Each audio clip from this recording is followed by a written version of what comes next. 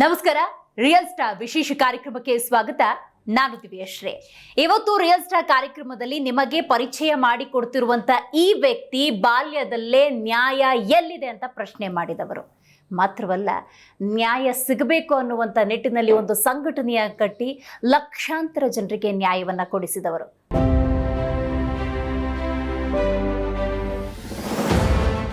RMN Ramesh ಇವರು ಸಾಮಾಜಿಕ ಹೋರಾಟಗಾರರು. ಮೂಲತಃ ಕೂಡ್ಲು ಗ್ರಾಮದವರಾದ ಇವರು ಚಿಕ್ಕ ವಯಸ್ಸಿನಲ್ಲಿ ನ್ಯಾಯ ಎಲ್ಲಿದೆ ಅಂತ ಪ್ರಶ್ನೆ ಮಾಡಿದ್ರು.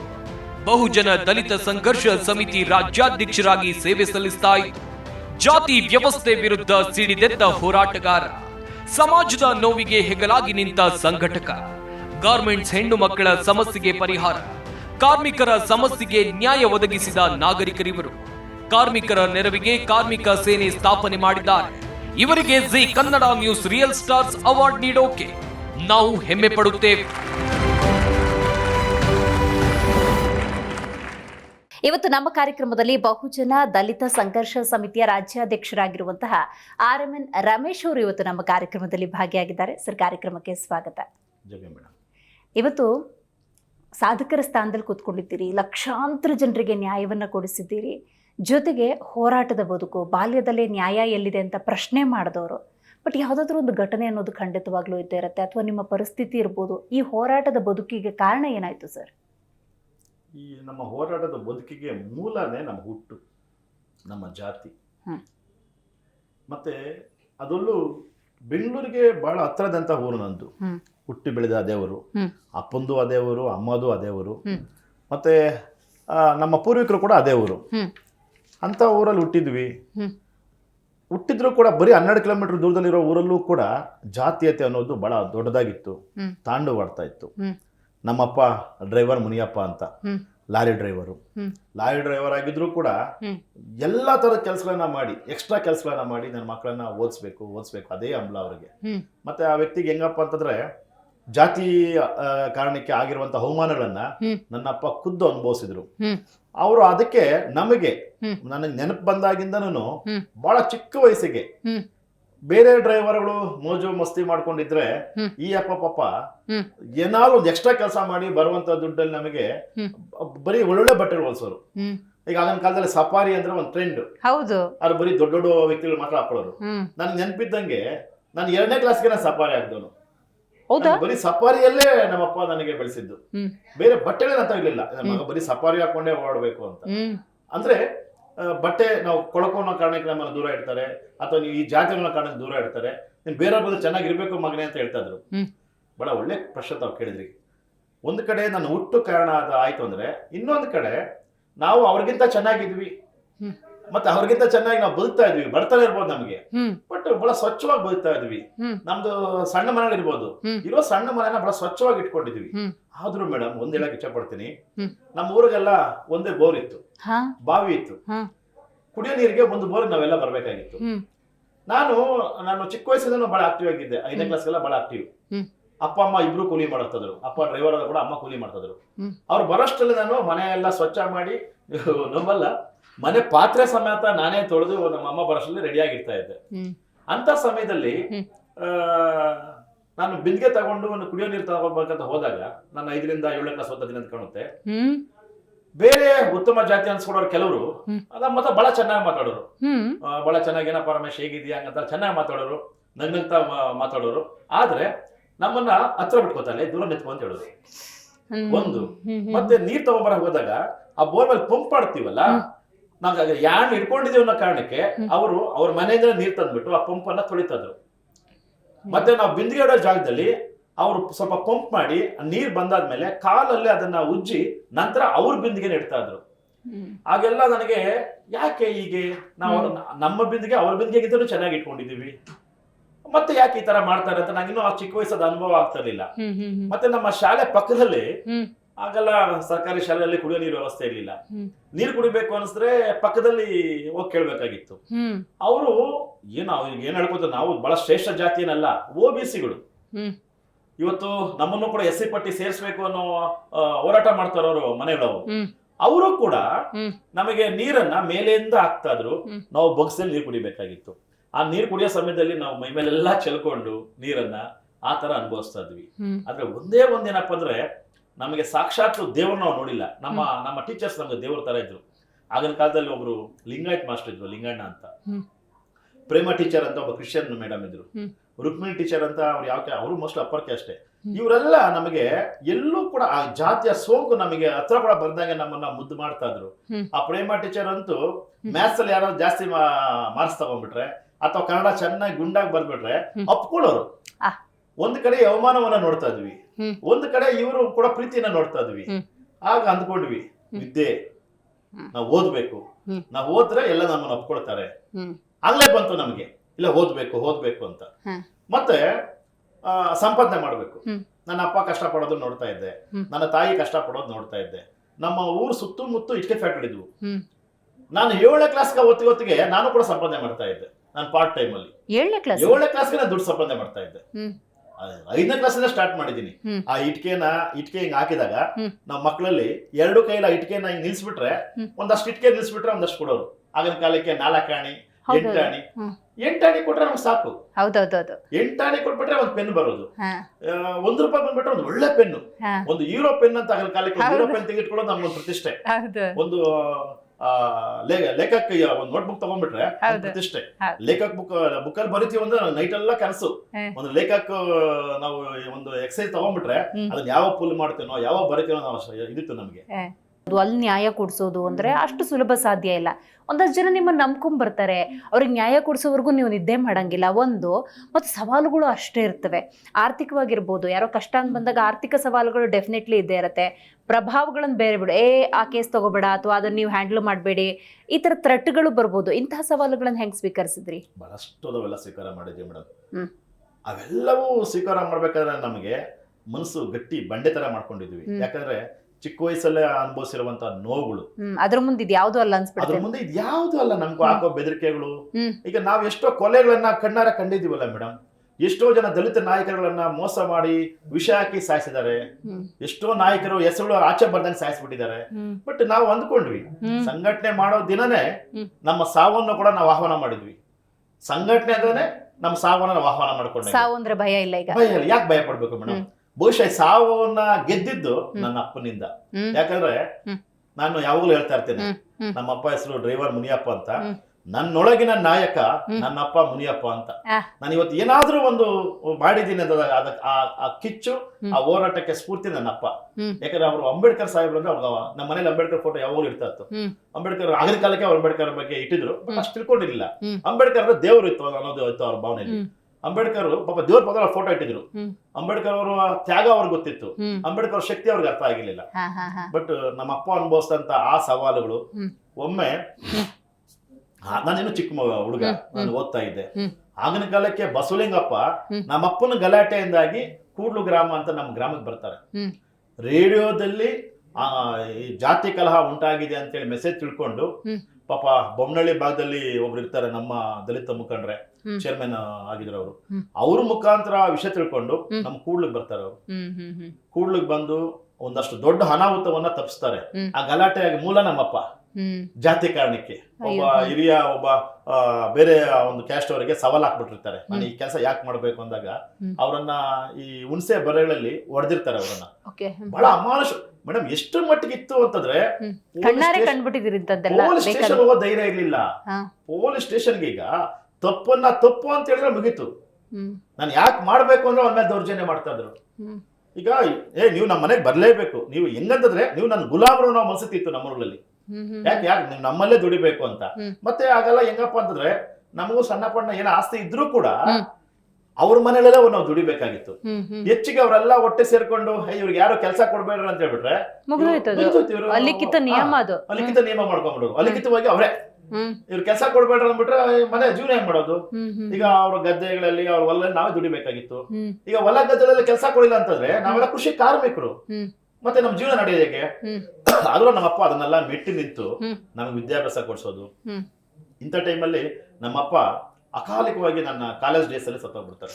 94 1994ರಲ್ಲಿ ನಮ್ಮಪ್ಪ ತಿರ್ಕೊಬಿಡ್ತಾರೆ.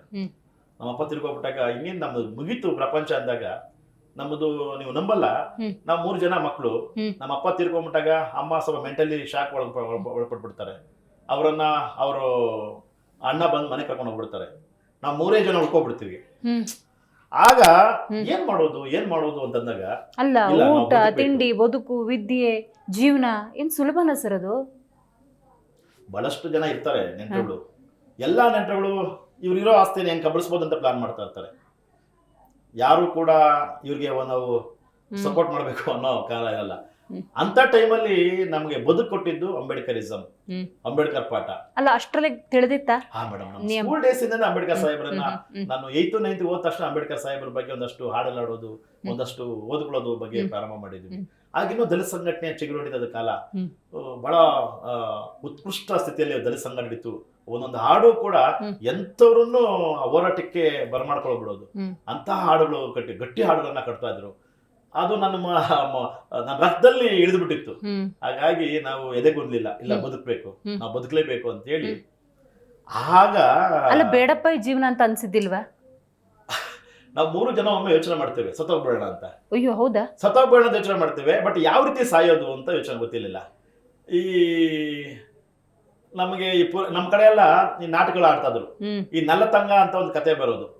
ಅದರಲ್ಲಿ ಆಕೆ ಗಂಡನ ಮನೆಗೆ ಬಂದು ಸರಿ ಗಂಡನ ಮಾತು ಮೀರಿ ತವರು ಮನೆಗೆ ಬಂದು ಅತಿಗೆಯಿಂದ ಅವಮಾನಿತರಾಗಿ ಮತ್ತೆ ತನ್ನ ಮಕ್ಕಳನ್ನೆಲ್ಲ ತಗೊಂಡೋಗಿ ಬಾವಿಗೆ ಹಾಕಿ ತಾನು ಬಾವಿಗೆ ಬೀಳೋ ಟೈಮಲ್ಲಿ ಯಾರೋ ಬಂದು ಕಾಪಾಡ್ಬಿಡ್ತಾರೆ. ಅದು ನನ್ನ ಮೇಲೆ ಪ್ರಭಾವ ಬೀರಿತ್ತು. ಪಕ್ಷ ನಾವೆಲ್ಲ ಸತ್ತಾಗ ಯಾರೋ ಒಬ್ಬರು ಬದುಕೊಂಡ್ಬಿಟ್ರೆ ಒಂಟಿ ಆಗ್ಬಿಡ್ತಾರಲ್ಲ, ಅವ್ರ ಕತೆ ಏನು? ಇದ್ರಲ್ಲಿ 3 ಜನ ವಿಷ ಕೊಡ್ಬಿಟ್ಟು ಯಾರೋ ಒಬ್ರು ಬಂದು ಬದುಕ್ಬಿಟ್ರೆ, ಅಥವಾ 3 ಜನ ಬಾವಿಗೆ ಬಿದ್ದು ಯಾರಾದ್ರೂ ಬದುಕ್ಬಿಟ್ರೆ, ಈ ತರದೆಲ್ಲ ಆಲೋಚನೆ ಮಾಡ್ಕೊಂಡೆ ನಾವು ಯಾಕೆ ತಪ್ಪು ಮಾಡಿದೀವಿ, ಅಪ್ಪನಾಸ ಏನಾಗಿತ್ತು, ನಾವು ಒಟ್ಟಾಗಿ ಬದುಕ್ಬೇಕಂತ, ಒಟ್ಟಾಗಿ ಇರೋಣ ಅಂತ ಹೇಳಿ. ನಮ್ಮ ಕಡೆ ಎಲ್ಲ ನೋಡಿ ರೆಡ್ಡಿ ಜನಾಂಗ ಇದೆ, ಅವ್ರ ಹೆಸರು ಪಕ್ಕದಲ್ಲಿ ರೆಡ್ಡಿ ಅಂತ ಹಾಕೋತಾರೆ. ಗೌಡ ಜನಾಂಗ ಇದೆ, ಅವ್ರ ಹೆಸರು ಪಕ್ಕ ಗೌಡ ಅಂತ ಹಾಕೋತಾರೆ. ಅಥವಾ ಬೇರೆ ಬೇರೆ ಜಾತಿಯವರು ಅವರ ಹೆಸರು ಪಕ್ಕದಲ್ಲಿ ಅವರ ಜಾತಿಗಳನ್ನ ಬಹಳ ದೊಡ್ಡದಾಗಿ ಹಾಕೋತಾರೆ. ಅಥವಾ ಬೇರೆ ಎಲ್ಲಾ ಜಾತಿಯವರು ಕೂಡ, ಒಬ್ಬ ಮುಸಲ್ಮಾನ್ ಕೂಡ ಅವನ ಹೆಸರು ಪಕ್ಕದಲ್ಲಿ ಏನೋ ಒಂದು ಹಾಕೋತಾರೆ, ಅಥವಾ ಒಬ್ಬ ಕ್ರಿಶ್ಚಿಯನ್ ಅವನ ಪಕ್ಕದಲ್ಲಿ ಹಾಕೋತಾನೆ, ಧರ್ಮ ಆಧಾರಿತ ಸಿಂಬಲ್ ಅನ್ನ ಹಾಕೋತಾರೆ. ನಮ್ಗೆ ಯಾವುದೂ ಬೇಡ ಅಂತೇಳಿ ನನ್ನ ಹೆಸರು ಪಕ್ಕದಲ್ಲಿ ನಾನು RMN ಅಂತ ಹಾಕೊಂಡೆ. ಏನದು RMN ಅಂತಂದ್ರೆ ರಮೇಶ್ ಅಂದ್ರೆ ನಾನು, ಆಯ್ತು, ಮಂಜು, M ಅಂದ್ರೆ ನನ್ನ ತಮ್ಮ ಮಂಜು, N ಅಂದ್ರೆ ನನ್ನ ತಮ್ಮ ನಾಗರಾಜ್. ಇಲ್ಲ, ನಮಗೆ ಇದೇ ಕೋಟೆ, RMN ಅಂತ ಹೇಳಿದ್ರೆ ಕೋಟೆ ಅಂತೇಳಿ RMN ಅಂತ ನಾವು ಇದು ಒಂದು ಕೋಟೆ. ಇವತ್ತಿಗೂ ಅಷ್ಟೇ ಗಟ್ಟಿಯಾಗಿದೆ, ಅದು ಅಷ್ಟೇ ಗಟ್ಟಿಯಾಗಿದೆ. ಇವತ್ತು 28 ಜನ ನಮ್ಮ ಒಟ್ಟು ಕುಟುಂಬ ಇದ್ದೀವಿ. ನನ್ನ ಮಕ್ಕಳು, ನನ್ನ ಮಕ್ಕಳ ಆದಿಯಾಗಿ, ನನ್ನ ತಮ್ಮನ ಮಕ್ಕಳ ಆದಿಯಾಗಿ ಇವತ್ತಿಗೂ ಅವ್ರ ಹೆಸರು ಬರಿಬೇಕಾದ್ರೆ RMN ಅನ್ನ ಸೇರಿಸ್ಬಿಟ್ಟೆ ಬರೆಯೋದು. ಅದ್ಭುತ ಅದ್ಭುತ ಅದ್ಭುತ ಸರ್. ಈ RMN ಅಂತ ಸ್ಟಾರ್ಟ್ ಮಾಡ್ಕೋತೀವಿ. ನಾನು ಹೋರಾಟದ ಜೊತೆಗೇನೆ ಒಬ್ಬ ಬಿಸ್ನೆಸ್ ಮ್ಯಾನ್ ಕೂಡ. ಆಗಿನ ಕಾಲಕ್ಕೆ ನಮ್ಮದೇ ಬಟ್ಟೆ ಅಂಗಡಿ ಮಾಡ್ತೇವೆ, ನಮ್ಮದೇ ಫ್ಯಾನ್ಸಿ ಸ್ಟೋರ್ ಮಾಡ್ತೇವೆ, ನಮ್ಮದೇ ಆಡಿಯೋ ವಿಡಿಯೋ ಮಾಡ್ತೇವೆ, ನಮ್ಮದೇ ಓನ್ ಜಿಮ್ ಮಾಡ್ತೇವೆ, ಎಲ್ಲಾ ತರದ್ದು ಅಣ್ತಂದಿರು. ಮತ್ತೆ ಹೆಂಗ್ ಮಾಡ್ತೀವಿ ಅಂತಂದ್ರೆ ನಾವು ಮುಟ್ಟಿದ್ದೆಲ್ಲ ಚಿನ್ನ ಆಗ್ತಾ ಹೋಗುತ್ತೆ. ಎಷ್ಟು ಮಟ್ಟಿಗೆ ಅಂತಂದ್ರೆ ನಮ್ಮ ಭಾಗದಲ್ಲಿ ಯಾರದೇ ಮದುವೆಗಳು ನಡೀಲಿ, RMN ಶಾಪ್ ಹೋಗ್ಬೇಕು ಅಂತ. ಸಮಾಜ ಕೈ ಬಿಟ್ರು ಭಗವಂತ ಕೈ ಹಿಡಿದ. ಭಗವಂತ ಅನ್ನೋದಕ್ಕಿಂತ ಅಂಬೇಡ್ಕರ್ ಕೈ ಬಿಟ್ಟಿಲ್ಲ. ಅಂಬೇಡ್ಕರ್ ಅವ್ರು ನಮ್ಗೆ ಹೇಳ್ಕೊಟ್ಟಿದ್ದು ಬರೀ ಹೋರಾಟ ಅಲ್ಲ, ದುಡಿಬೇಕು ಅಂತ. ಬಹುಶಃ ನೀವು ಒಂದು ಟೈಮಲ್ಲಿ ಮೇಡಮ್ ನಾವು ಯಾವುದೇ ಹಬ್ಬ ಮಾಡಿಲ್ಲ, ಯಾವುದೇ ಹಬ್ಬಗಳು ನಮ್ಗೆ ಗೊತ್ತಿಲ್ಲ. ಬರೀ ನನ್ನ 3 ಜನ ಅಣ್ಣ ತಮ್ಮಂದ್ರು ಮತ್ತೆ ನಾವು 3 ಜನ ಸೇರ್ಕೊಂಡು 8 ಅವರ್ ಯಾವತ್ತೂ ನಿದ್ದೆ ಮಾಡಿಲ್ಲ. ಅಷ್ಟು ಹಾರ್ಡ್ ವರ್ಕ್ ಮಾಡ್ತಾ ಇದೀವಿ, ಅಷ್ಟು ಹಾರ್ಡ್. ಎಷ್ಟೋ ವರ್ಷಗಳ ಕಾಲ ನಾವು ಬರೀ ವರ್ಕ್ ವರ್ಕ್ ವರ್ಕ್ ಅಷ್ಟೇ. ಸೂಪರ್. ನಾನು ಈ ಕಡೆ ಸಂಘಟನಾ ಭಾವ ಬಂದ್ಬಿಟ್ರೆ ಪಾಪ ನನ್ನ ತಮ್ಮಂದು ದುಡಿಯೋರು. ಒಂದು ಹಂತಕ್ಕೆ ಬಂದ್ವಿ. ಆಗ ನೆಂಟ್ರಿಷ್ಟೆಲ್ಲ ಬರ್ಲಿಕ್ಕೆ ಸ್ಟಾರ್ಟ್ ಮಾಡಿದ್ರು, ಮತ್ತೆ ನಮ್ಮನ್ನ ತಬ್ಗೊಳಕ್ ಸ್ಟಾರ್ಟ್ ಮಾಡಿದ್ರು. ಈಗ ಈ ನಡುವೆ ಸರಿ ಅಸಂಘಟಿತ ಕಾರ್ಮಿಕರ ಧ್ವನಿಯಾಗಿ ನಿಂತ್ಕೋತೀರಿ, ಲಕ್ಷಾಂತರ ಜನರಿಗೆ ನ್ಯಾಯ ಕೊಡಿಸ್ತೀರ. ನಮ್ಮ ಭಾಗದಲ್ಲಿ ಗಾರ್ಮೆಂಟ್ಸ್ ಗಳು ಜಾಸ್ತಿ. ನಾನು ಕೂಡ ಒಂದಷ್ಟು ಗಾರ್ಮೆಂಟ್ಸ್ ಗಳಲ್ಲಿ ಕೆಲಸನೂ ಮಾಡಿದ್ದೇನೆ, ಅದು ಗಾರ್ಮೆಂಟ್ಸ್ ಇನ್ನೆಲ್ಲ ತಿಳ್ಕೊಂಡಿದ್ದೇನೆ. ಯಾವುದೇ ಗಾರ್ಮೆಂಟ್ಸ್ ಹೋಗ್ಲಿ, ಆ PM ಗಳು GMಗಳು ಒಂದಷ್ಟು ಅಲ್ಲಿ ಲೋಕಲ್ ರೌಡಿಗಳನ್ನ ಇಟ್ಕೊಂಡ್ಬಿಡೋರು. ಮತ್ತೆ ಯಾವುದೇ ಗಾರ್ಮೆಂಟ್ಸ್ ಹೋದ್ರು ಕೂಡ ನನಗೆ MLA ಗೊತ್ತು ಅಂತ ಹೇಳೋರು, ನನಗೆ CM ಗೊತ್ತು ಅಂತ ಹೇಳೋರು, ಅಥವಾ ನನಗೆ ಯಾರೋ ಪೊಲಿಟಿಕಲ್ ಲೀಡರ್ಗಳು ಗೊತ್ತು ಅಂತ ಹೇಳೋರು. ಕಾನೂನು ಗೊತ್ತು ಅಂತ ಹೇಳಿ ಯಾವ ಫ್ಯಾಕ್ಟ್ರಿ HR ಮ್ಯಾನೇಜರ್ ಆಗಲಿ, ಅಥವಾ ಅಲ್ಲಿ ಪ್ರೊಡಕ್ಷನ್ ಮ್ಯಾನೇಜರ್ ಆಗಲಿ, ಅಥವಾ ಅಲ್ಲಿ GM ಆಗಲಿ, ಓನರ್ ಆಗಲಿ ಹೇಳ್ತಾ ಇರಲಿಲ್ಲ. ಯಾವಾಗಂದ್ರೆ ಅವ್ರು ಫ್ಯಾಕ್ಟ್ರಿ ಓಪನ್ ಮಾಡೋರು, ಅಲ್ಲಿ ಫ್ಯಾಕ್ಟ್ರಿಯಲ್ಲಿ ಒಂದೊಂದು ಫ್ಯಾಕ್ಟ್ರಿ, ನಮ್ಮ ಕಡೆ ಅಂತೂ ಒಂದೊಂದು ಫ್ಯಾಕ್ಟ್ರಿಯಲ್ಲಿ 2000, 3000, 4000 ಜನ ಕೆಲಸ ಮಾಡ್ತಾ ಇದ್ರು. ಫ್ಯಾಕ್ಟ್ರಿಯನ್ನೇ ನಂಬಿಕೊಂಡು ಇರುವಂತವ್ರು ಅನೇಕ ಜನ ಇದ್ದಾರೆ, ಫ್ಯಾಕ್ಟ್ರಿಯನ್ನೇ ನಂಬಿಕೊಂಡು. ಮೇಡಮ್, ಇದು ಗಾರ್ಮೆಂಟ್ಸ್ ಕೆಲಸ ಮಾಡೋ ಹೆಣ್ಮಕ್ಳು ಪಾಪ ನಮಗೆ ಆಚೆ ಕಡೆ ಅವರು ಒಂದಷ್ಟು ಮೇಕಪ್ ಮಾಡ್ಕೊಂಡು ಫೋಟೋಸ್ ನೋಡ್ಕೊಂಡು ಬರ್ತಾರೆ, ಬಟ್ ನಿಜವಾಗ್ಲೂ ಅವ್ರು ಗೊಂಬೆಗಳ ತರ ರೆಡಿಯಾಗಿ ಬರ್ತಾರೆ. ಫ್ಯಾಕ್ಟ್ರಿ ಒಳಗಡೆ ಹೋದ್ರೆ ಯಂತ್ರಗಳ ಜೊತೆಯಲ್ಲಿ ಇವರು ಕೂಡ ಮನುಷ್ಯರಾಗಲ್ಲ, ಯಂತ್ರಗಳಾಗಿ ಕೆಲಸ ಮಾಡ್ತಾರೆ. ಯಂತ್ರಗಳು ಕೂಡ ಪೈಪೋಟಿಗೆ ಬಿದ್ದು ಇವರು ಯಂತ್ರಗಳಾಗಿ ಕೆಲಸ ಮಾಡ್ತಾರೆ. ಅವ್ರು ನೋಡ್ತಾ ಇದ್ದೆ, ಒಬ್ಬ ಹೆಣ್ಮಗಳಿಗೆ ಸ್ಟಿಚ್ ಮಾಡ್ತಾಳೆ ಅಂತಂದ್ರೆ ಅವ್ರ ಪಕ್ಕದಲ್ಲಿ ಹಾವು ತಂದ್ಬಿಟ್ರೆ ಅವ್ರು ಗೊತ್ತಾಗಲ್ಲ. ಯಾಕಂತಂದ್ರೆ ಆ ಹೆಣ್ಮಗಳಿಗೆ ಇಷ್ಟು ಪೀಸು ಕೊಡ್ಲೇಬೇಕು ಅಂತ ಇದಿರುತ್ತೆ. ಕೊಡ್ಲಿಲ್ಲ ಅಂತಂದ್ರೆ ಬಹುಶಃ ನಮ್ಮ ತಾಯಿ ಅಥವಾ ನಮ್ಮ ಹೆಣ್ಮಕ್ಳು, ನೀವು ಹೊಲ ಗದ್ದೆಗಳ ಕೆಲಸ ಮಾಡೋ ಟೈಮಲ್ಲಿ ನಾನು ಮಾಡ್ತಾ ಇದ್ದೆ, ನಾನು ಅವ್ರ ಜೊತೆ ಸಹಾಯ ಮಾಡಕ್ ಹೋಗ್ತಾ ಇದ್ದೆ. ಮಧ್ಯಾಹ್ನ ಊಟ ಹಾಕೋರು, ಊಟ ತಿಂದಾದ್ಮೇಲೆ ಹಾಡು ಹಾಡ್ಕೊಂಡು ಖುಷಿ ಖುಷಿಯಾಗ ನಮ್ಮಮ್ಮ ಬಹಳ ಚೆನ್ನಾಗಿ ಹಾಡಾಡ್ತಾರೆ. ಜಾನಪದ ಹಾಡುಗಳಲ್ಲಿ ಬಹಳ ಫೇಮಸ್. ಬಹಳಷ್ಟು ಜನ, ನಮ್ಮ ಅಮ್ಮ ಮಾತ್ರ ಅಲ್ಲ, ಅನೇಕ ಜನ ಈ ಕೂಲಿ ಕಾರ್ಮಿಕರೆಲ್ಲ ಬಹಳ ಚೆನ್ನಾಗಿ ಹಾಡಾಡೋರು. ಅವ್ರು ಹೆಂಗಂತಂದ್ರೆ ಒಬ್ರು ಹಾಡು ಸ್ಟಾರ್ಟ್ ಮಾಡಿದ್ರೆ ಇನ್ನೊಬ್ರು ಜೊತೆಗೂಡಿಸಿ ಹಾಡಿ ಅವರು ಕೆಲಸ ಮುಗಿಸ್ಕೊಂಡು ಬರೋವರೆಗೂ ಅವ್ರಿಗೆ ಆಯಾಸ ಅನ್ನೋದು ಗೊತ್ತಾಗ್ತಿರ್ಲಿಲ್ಲ. ಆ ಕಷ್ಟ ಕೆಲಸ ಆದ್ರೂ ಕೂಡ ಬಹಳ ಪ್ರೀತಿಯಿಂದ ಆ ಕೆಲಸ ಅವ್ರು ಇಷ್ಟಪಟ್ಟು ಮಾಡೋರು. ಬಟ್ ಗಾರ್ಮೆಂಟ್ಸ್ ಅಲ್ಲಿ ಹಂಗಲ್ಲ, ಒಬ್ಬರ ಹತ್ರ ಮಾತಾಡೋಂಗಿಲ್ಲ. ಅವ್ರು ಬರೀ ಯಂತ್ರಗಳ ತರ ಕೆಲಸ ಮಾಡ್ತಾನೆ ಇರ್ಬೇಕು. ಮತ್ತೆ ಎಷ್ಟು ಪಾಪ ಹೆಣ್ಮಕ್ಳನ್ನು ಅವ್ಯಚ್ಛವಾಗಿ ಕೆಲವರು ಮಾತಾಡ್ತಿದ್ರು ಅಂತಂದ್ರೆ, ಇವೆಲ್ಲ ಹತ್ರದಿಂದ ನಾನು ನೋಡುವಾಗ ಬಹಳಷ್ಟು ಜನ ಬಂದು ನನಗೆ ಹೇಳ್ತಾ ಇದ್ರು. ನಾನು ಒಂದು ಸಣ್ಣ ಪಣ್ಣ ಇದು ಮಾಡ್ಕೊಂಡು ಹೋಗಿ ಕೇಳ್ತಾ ಇದ್ದೆ. ಹೋಗಿ ಕೇಳುವಾಗ ಅವರು ಕೆಲವು ಕಡೆ ಪೊಲೀಸ್ನೆಲ್ಲ ಇದು ಮಾಡ್ಕೊಂಡ್ಬಿಟ್ಟು ಆಮೇಲೆ ಜೋರ್ ಮಾಡೋರು. ಓ ಇಲ್ಲ, ಇದಕ್ಕೆ ಬುದ್ಧಿ ಕಲಿಸ್ಬೇಕು ಅಂತೇಳಿ ಕರ್ನಾಟಕ ಕಾರ್ಮಿಕ ಸೇನೆ ಅಂತೇಳಿ ನಾನೇ ಸ್ಥಾಪನೆ ಮಾಡಿದೆ. ಒಂದಷ್ಟು ಜನ, ಬಹಳಷ್ಟು ಜನ ಬಂದ್ಬಿಟ್ಟು ಅದ್ ಮೆಂಬರ್ಸ್ ಆಗ್ಬಿಟ್ರು, ಸಾವಿರಾರು ಜನ ಮೆಂಬರ್ಸ್ ಆಗ್ಬಿಟ್ರು. ಆಗ ನಮ್ದೇ ಒಂದು ಸೈನ್ಯ ಆಯ್ತು. ನಮ್ಮ ಬೊಮ್ಮನಹಳ್ಳಿ ಭಾಗದಲ್ಲಂತೂ ವಿತೌಟ್ ನಮ್ಮ ನಾಲೆಡ್ಜ್ ಯಾವ ಫ್ಯಾಕ್ಟ್ರಿ ಕ್ಲೋಸ್ ಮಾಡಕ್ ಆಗ್ತಾ ಇರ್ಲಿಲ್ಲ. ಅವನೇನಾದ್ರು ಫ್ಯಾಕ್ಟ್ರಿ ಕ್ಲೋಸ್ ಮಾಡ್ಬೇಕಾದ್ರೆ ನಮಗೆ ಕಾನೂನುಬದ್ಧವಾದ ಸೆಟಲ್ಮೆಂಟ್ ಅನ್ನ ಮಾಡಿ ಅವ್ನ ಫ್ಯಾಕ್ಟರಿಯನ್ನ ಕ್ಲೋಸ್ ಮಾಡಬೇಕಾಗಿತ್ತು. ಆ ಮಟ್ಟಿಗೆ ಒಂದಷ್ಟು ಹೋರಾಟಗಳು, ಹೆಸರುಗಳು. ಈ ಕಾರ್ಮಿಕರೇ ದಂಗೆದ್ದ ದಿವಸ ಇತ್ತು, ಅವಾಗ ರಮೇಶ್ ಅವ್ರು ಬಂದು ಅವ್ರನ್ನ ಕಂಟ್ರೋಲ್ ತರಬೇಕು. ನೆನ್ಪಡ್ಕೊಂಡು ಎಲ್ಲಾ ಮಾಧ್ಯಮದಲ್ಲಿ ಅದು ದೊಡ್ಡ ಸುದ್ದಿ ಆಗೋಯ್ತು. ಹರಿಶೇಖರನ್ ಸಾಹೇಬ್ರು ಆಗ ಹೆಚ್ಚುವರಿ ಪೊಲೀಸ್ ಕಮಿಷನರ್ ಇದ್ರು. ಯಾವ ಒಬ್ಬ ಕಿಡಿಗೇಡಿ ಹಚ್ಚಿದಂತ ಒಂದು ಪ್ರಾವಿಡೆಂಟ್ ಫಂಡ್ ಗಲಾಟೆ ಅದು ಬಹಳ ದೊಡ್ಡ ಮಟ್ಟಕ್ಕೆ ಹೋಗಿ ಯಬಗೋಡಿಲಂತೂ ಇಡೀ ಸ್ಟೇಷನ್ನೇ ಧ್ವಂಸ ಮಾಡ್ಬಿಟ್ಟು ನುಗ್ಬಿಟ್ಟಿದ್ರು. ಪಾಪ ಅಮಾಯಕ ಕಾರ್ಮಿಕರು ಅದ್ರಲ್ಲಿ ಸಿಗಾಕೊಂಡಿದ್ರು. ಆಗ ಹರಿಶೇಖರ ಸಾಹೇಬ್ರು ನನ್ನ ಹೋರಾಟಗಳನ್ನ ಬಹಳ ಚೆನ್ನಾಗಿ ಗಮನಿಸಿದ್ರು. ಅವರು ಬಾರಪ್ಪ ನೀನ್ ಬಂದು ಮಾತಾಡ್ಬೇಕು ಅಂತ ಹೇಳಿ ಆ ಹೊಸೂರು ಮೇನ್ ರೋಡ್ ಎಲ್ಲ ಎಲ್ಲಿ ನೋಡ್ರು ಜನಸಾಗರ.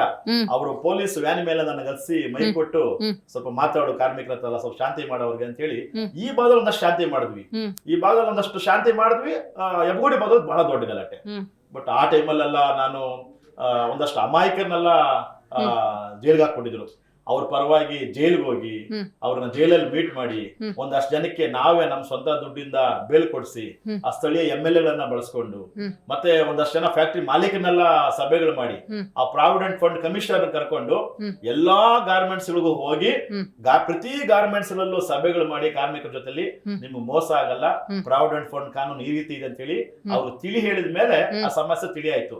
ಇದರಿಂದ ನಾನು ಮಾಡಿದ ಕೆಲಸ ನೋಡಿ ಅನಂತಕುಮಾರ್ ಸಾಹೇಬ್ರು ಎಷ್ಟು ಖುಷಿ ಪಟ್ಟಿದ್ರು ಅಂತಂದ್ರೆ, ಅವರು ಬನ್ನಿ ನೀವು ಅಂತ ಡೆಲ್ಲಿಗೆ ನಮ್ಮನ್ನು ಕರ್ಸ್ಕೊಂಡು ಒಂದಷ್ಟು ಜನ ಫ್ಯಾಕ್ಟ್ರಿ ಮಾಲೀಕರು ಮತ್ತೆ ಸ್ಥಳೀಯ MLA ನಾವೆಲ್ಲ ಸೇರಿ ಒಂದಷ್ಟು ಜನ ಕರ್ಕೊಂಡು ಡೆಲ್ಲಿಗೆ ಹೋದ್ವಿ.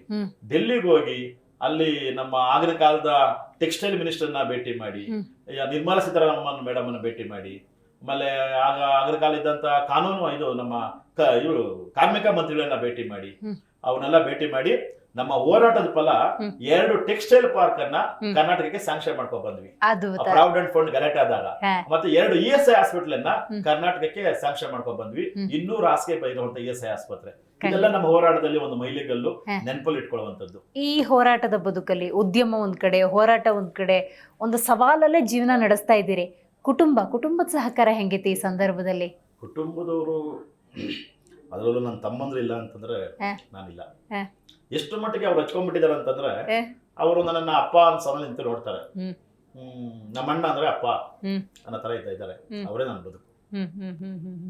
ಬೇಡ ಸಾಕಪ್ಪ, ಏನೋ ನಾವು ಸೆಟ್ಲ್ ಆಗಿದ್ದೀವಿ, ಈ ಹೋರಾಟ ಎಲ್ಲ ಸಾಕು ಅಂತ ಅನ್ಸಿದಿಲ್ವಾ? ಮೇಡಮ್, ಆ ರೀತಿ ಭಾವನೆನ ಹೋರಾಟಗಾರನಿಗೆ ಬರೋದಿಲ್ಲ. ಯಾಕಂದ್ರೆ ಅಂಬೇಡ್ಕರ್ ಸಾಹೇಬ್ರು ಯಾವತ್ತಾದ್ರೂ ನನಗೆ ಸಾಕಪ್ಪ ಈ ಬದುಕು ಅಂತ ಹೇಳಿದ್ರೆ, ಅವರು ಈ ದೇಶದಲ್ಲಿ ನಮ್ಮಂತವ್ರು ಮುಖ್ಯವಾಹಿನಿಗೆ ಬರ್ಲಿಕ್ಕೆ ಸಾಧ್ಯನೇ ಆಗ್ತಾ ಇರ್ಲಿಲ್ಲ.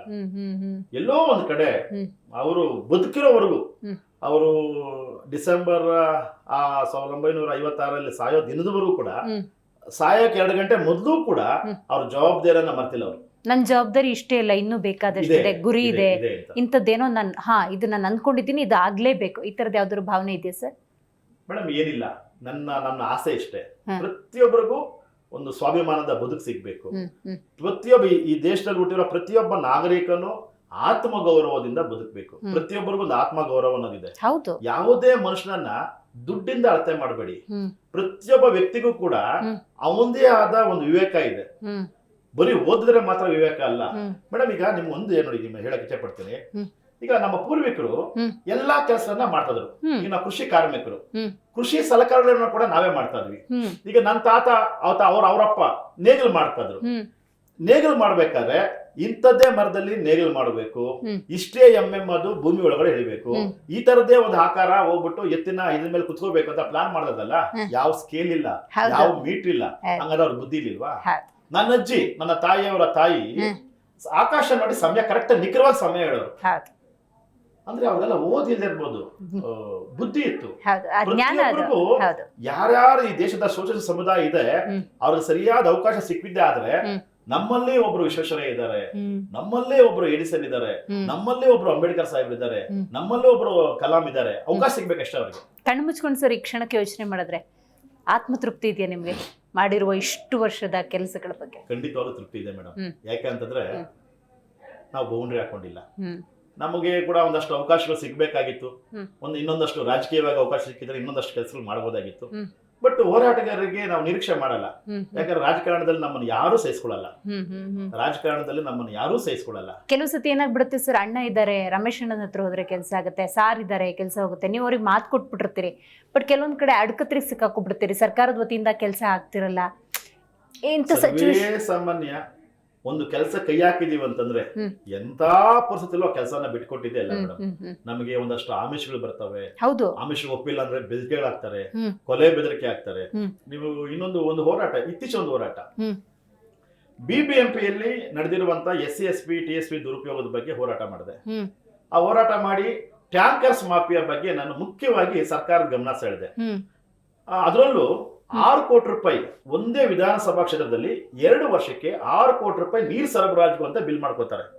ನಾನು ಹೇಳಿದೆ 6 ಕೋಟಿ ರೂಪಾಯಿ ನೀವು ನೀರು ಸರಬರಾಜು ಬಿಲ್ ಮಾಡ್ಕೊಳ್ತಾರ ಇದ್ರೆ ಶಾಶ್ವತವಾಗಿ ಅದನ್ನ ಬೋರ್ವೆಲ್ ಹಾಕಿ ಎಷ್ಟು ಜನಕ್ಕೆ ಪರ್ಮನೆಂಟ್ ನೀರು ಕೊಡ್ಬೋದಾಗಿತ್ತು. ಈಗ ಬೋರ್ವೆಲ್ ಹಾಕಿದ್ದಕ್ಕೆ ಬಿಲ್ ಮಾಡ್ಕೊಂಡಿದ್ದಾರೆ, ಹಾಕಿದ ಬೋರ್ವೆಲ್ ನೀರು ಬರ್ತಾ ಇಲ್ಲ ಅಂತ ಹೇಳ್ತಾರೆ. ಅದ್ರ ಒಳಗಡೆ ಬಿಟ್ಟಿದಂತ ಮೀಟರ್ ಏನಾಯ್ತು, ಮೋಟರ್ ಏನಾಯ್ತು, ಇವೆಲ್ಲ ಲೆಕ್ಕ ಮಾಡಿದಾಗ ಒಂದಷ್ಟು ಟ್ಯಾಂಕರ್ಸ್ ಮಾಫಿಯಾ ನಮ್ಮೂರಲ್ಲಿ ಇರ್ತಾರೆ.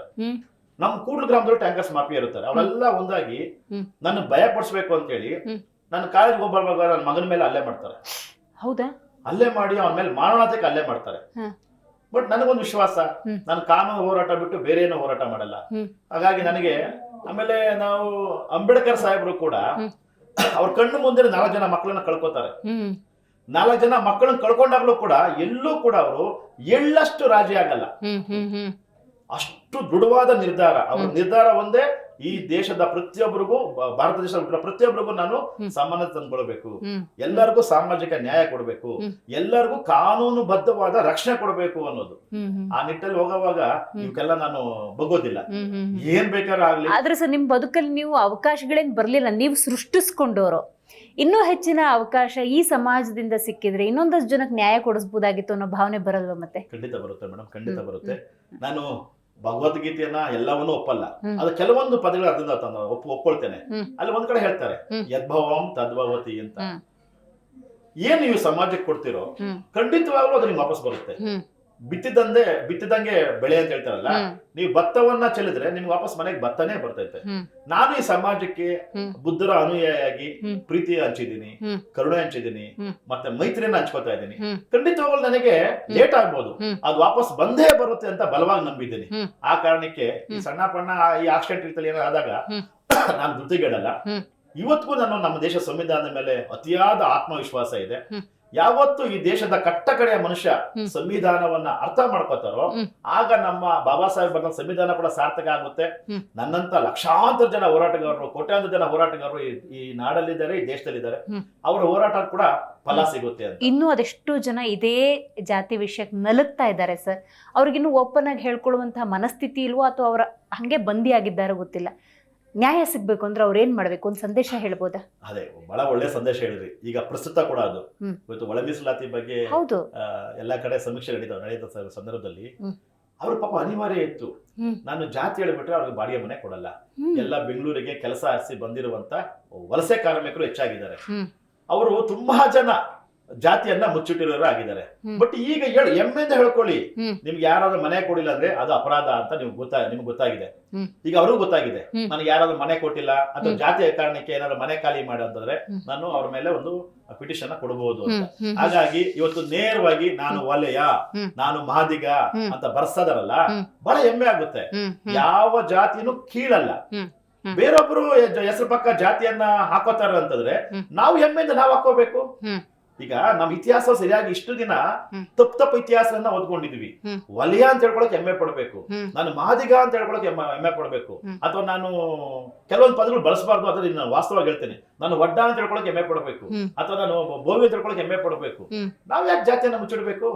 ನಾವ್ ಯಾರು ಮೋಸ ಮಾಡಿದವರಲ್ಲ, ನಾವ್ ಯಾರು ಬೇರೊಬ್ರ ಆಸ್ತಿಯನ್ನ ಹೊಡೆದಿಲ್ಲ, ಅಥವಾ ನಮ್ಮ ತಾತಂದ್ರು ಯಾರು ಕೂಡ ಈ ದೇಶದಲ್ಲಿ ಲೂಟಿ ಮಾಡಿ ಪರಾರೆ ಆಗಿರೋ ಇತಿಹಾಸ ಹೊಂದಿಲ್ಲ. ನಾವೆಲ್ಲ ಯಾರಪ್ಪ ಅಂದ್ರೆ ಈ ದೇಶದಲ್ಲಿ ರಾಜರಾಗಿದ್ದಂತರು ಒಂದಷ್ಟು ಮೋಸಗಳಿಗೆ ಒಳಗಾಗಿ ಇವತ್ತು ನಾವು ಕೂಲಿ ಕಾರ್ಮಿಕರಾಗಿದ್ದೀವಿ. ಮತ್ತೊಂದಿನ ಈ ದೇಶದಲ್ಲಿ ಅಶೋಕನ ರೀತಿ ಆಳ್ವಿಕೆ ಬಂದೇ ಬರುತ್ತೆ, ಅದು ನಾವಾಗಿರ್ತೀವಿ. ಎಲ್ಲರಿಗೂ ಸಮಾಜ ನಿರ್ಮಾಣ ಆಗುತ್ತೆ ಅನ್ನೋದು ಖಂಡಿತ ಸರ್. ಇವತ್ತಿನ ಕಾರ್ಯಕ್ರಮದಲ್ಲಿ ಭಾಗಿಯಾಗಿ ನಿಮ್ಮ ನೋವಿರ್ಬೋದು, ನೋವು ಅಂತ ಕೂತ್ಕೊಂಡ್ರೆ ಜೀವನ ಆಗೋದಿಲ್ಲ, ಬದುಕನ್ನು ನಾವು ಕಟ್ಕೋಬಹುದು, 4 ಜನಕ್ಕೆ ಬದುಕನ್ನು ಕೊಡ್ಬೋದು ಅಂತೇಳಿ ಬಹಳ ಅರ್ಥಪೂರ್ಣವಾಗಿ ತಿಳಿಸ್ಕೊಟ್ರಿ. Thank you so much. Thank you madam, thank you.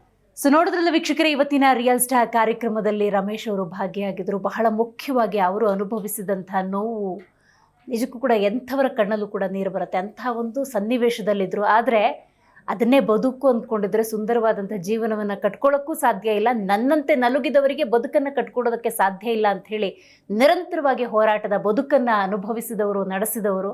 ಆ ಕಿಚ್ಚು ಈ ಕ್ಷಣಕ್ಕೂ ಕೂಡ ಕಮ್ಮಿ ಆಗಿಲ್ಲ. ಮುಂದಿನ ಅವರ ಗುರಿ ಆದಷ್ಟು ಬೇಗ ಸಾಕಾರವಾಗಲಿ ಅಂತ ಹೇಳ್ತೇವೆ. ಇವತ್ತಿನ ಕಾರ್ಯಕ್ರಮವನ್ನು ಮುಗಿಸೋಣ. ನೋಡ್ತಾ ಇರಿ ಜೀ ಕನ್ನಡ ನ್ಯೂಸ್, ಸತ್ಯವೇ ಸುದ್ದಿಯೇ ಜೀವಾಳ.